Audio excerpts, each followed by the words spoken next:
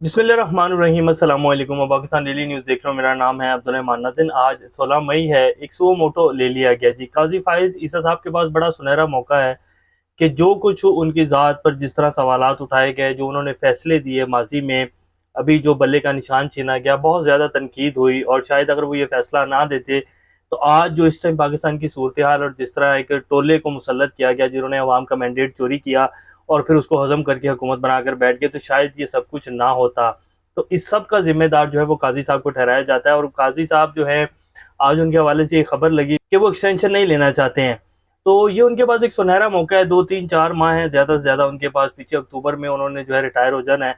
तो वो अगर ये सारे डिसीजन जो लिए गए हैं इनको तो चले आप छोड़ दें पीछे, लेकिन अब जो जिस तरह हमारी तमाम सुप्रीम कोर्ट, हमारी इस्लामाबाद हाई कोर्ट अदलिया जो है वो खड़ी हो रही है एक फस्तायत के सामने कि नहीं जी बहुत हो गई मुदाखलत, बहुत पाकिस्तान को जो है तबाही के रास्ते पर ला के खड़ा कर दिया, बहुत जो है वो नज़रिया ज़रूरत के फैसले ले लिए गए, अब इससे ज़्यादा नहीं होगा। हर अदारा अपनी आइनी हदूद में जाएगा। और ये हमारे जो है आर्मी चीफ की तरफ से भी कहा गया कि जी हर बंदे को अपनी आइनी हदूद का जो है पता होना चाहिए। उन्होंने तो एक मैसेज दिया।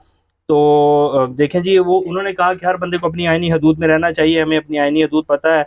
तो मेरा ख्याल है कि अब सुप्रीम कोर्ट को भी अपनी आइनी हदूद जो है बहाल करवानी चाहिए। और आज उसके ऊपर फर्स्ट नोटिस जो है सो मोटो ले लिया गया काजी फाइज ईसा साहब की तरफ से। फैसल वावडा साहब कल जो बड़े भड़के, उन्होंने कहा कि हम तो पगड़ियों का फुटबॉल बना देंगे। अभी थोड़ी देर पहले जो है अब्दुल मालिक साहब के प्रोग्राम में बैठे हुए थे तो उनको बात नहीं करनी आ रही थी। वो कह रहे थे कि नहीं जी, मुझे ही क्यों सिंगल आउट किया जा रहा है। और वो पवन चौधरी ने भी की थी और भी जो पीएमएलएन की तरफ से भी की गई थी, मुझे ही क्यों जो है वो सिंगल आउट किया जा रहा है। तलाल चौधरी ने भी की थी, तो ये है तो वो है, मैंने तो ये लिया था, मैंने तो ये कहा था कि जी अगर मुझे कोई जलील करेगा तो मैं उसको डबल जलील करूंगा। तो ये तो एक जो है आईनी हक है, तो वो आइन की तरफ जा रहे हैं और फिर कह रहे हैं कि नहीं जी मैं पेश होऊंगा। और उनको बात नहीं करनी आ रही थी अब्दुल मालिक के प्रोग्राम में। अब जो सुप्रीम कोर्ट के पहले जो रजिस्ट्रार हैं उन्होंने जो वो दिया है, इस्लामाबाद हाई कोर्ट के सॉरी जो रजिस्ट्रार हैं उन्होंने जो खत का जवाब दिया है फैसल वावडा साहब के, वो भी आपके सामने रखेंगे। और सुप्रीम कोर्ट ने जो नोटिस लिया है उसकी तफसीलात भी आपके सामने रखेंगे। इससे पहले अगर आप लोगों ने चैनल को सब्सक्राइब नहीं किया तो रेड बटन को प्रेस कर लें और बेल आइकॉन को भी प्रेस कर लें ताकि लेटेस्ट अपडेट्स आप लोगों को मिलती रहें। ये जो हमारा ताल्लुक है ऐसे ही जुड़ा है। जस्टिस अतर मिन्ना ने जैसे आज की समाज में कहा कि पकड़ियाँ फुटबॉल बना दी गई हैं, ये वाजिया करूं कि कोई भी जज डरेगा नहीं, ना सहमेगा। आपने जजेस को प्रॉक्सी के जरिए धमकाना शुरू कर दिया है। बेसिकली ये जो सुओ मोटो लिया गया ना जी, ये फैसल वावडा के लिए नहीं लिया गया। ये फैसल वावडा के जो हैंडलर्स हैं ना, जो पीछे बैठे हैं, जिन्होंने प्रेस कॉन्फ्रेंस करवाई है, जिन्होंने उनको सेनेटर बनाया है, जिन्होंने उनको जो है मेन स्ट्रीम में लेकर आए हैं, जिन्होंने उनका बेसिकली हार्श वर्ड हो जाएगा पटा खोला था और कल उन्होंने प्रेस कॉन्फ्रेंस की थी, ये उनके लिए जो है ये सुओ मोटो लिया गया। और बड़ा ज़बरदस्त किस्म का जी एक्शन है जो लिया गया है। बड़ा सुनहरा मौका है जी काजी फाइज ईसा साहब के पास।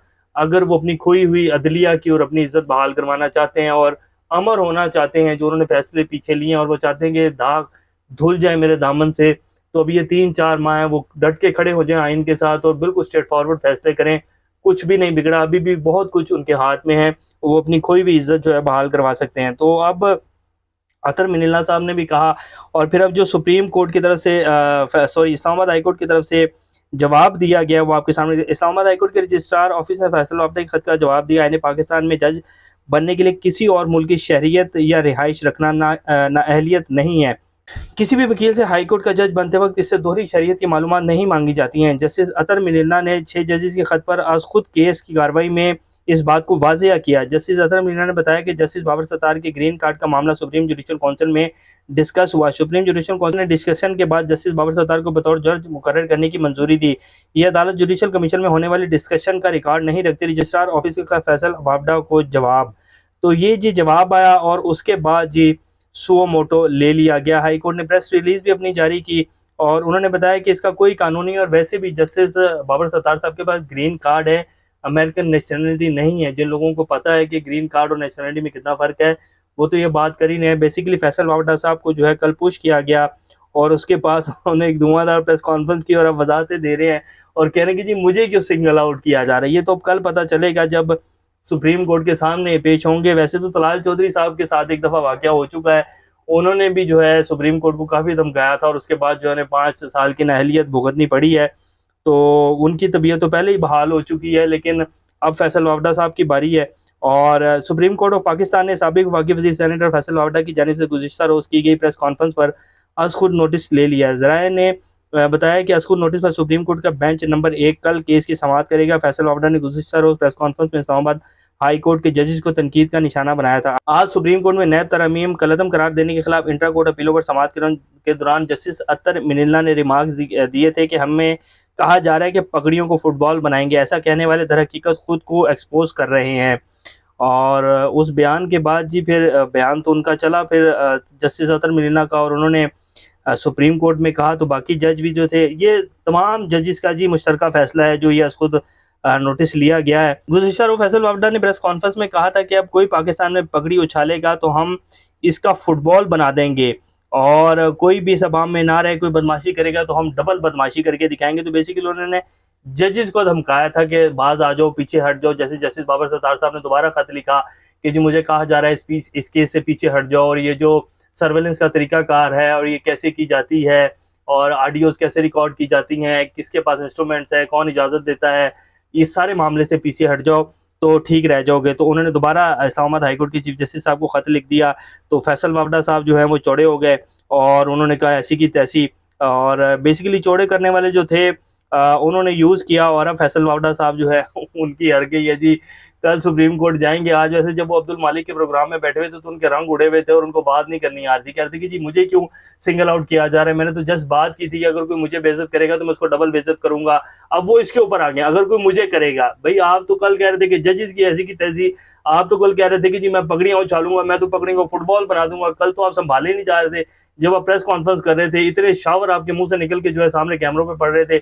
और अब आप कह रहे हैं कि जी मैं तो ये कह रहा था, मुझे तो आईन इजाजत देता है, जब मुझे बेइज्जत करेगा तो मैं उसको डबल बेइज्जत करूंगा। मैं तो एक जस्ट जो है वो एग्जाम्पल दे रहा था, अब आप एग्जाम्पलें दे रहे हैं।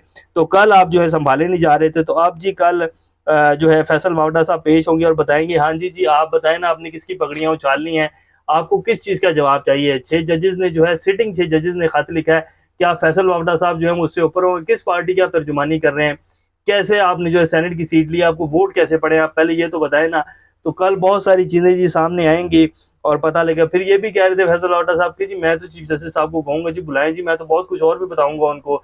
जैसे ये कहते होते थे कि जी मुझे अरशद शरीफ के केस के बारे में बहुत सारी तफसीलात पता है, मुझे पता है कि उन्हें किसने कत्ल किया है, और अभी तक जो है किसी भी जो उसमें अदालत में पेश नहीं हुए। एक नोटिस और एक दरखास्त तो दे दी गई इस्लामाबाद हाई कोर्ट में तमाम सीनियर सहाफ़ियों की तरफ से, और उस पर बाकायदा जो है नोटिस भी ले लिया गया है। तो अब देखते हैं कि फैसल वावड़ा साहब वहाँ पेश होते हैं या नहीं पेश होते हैं।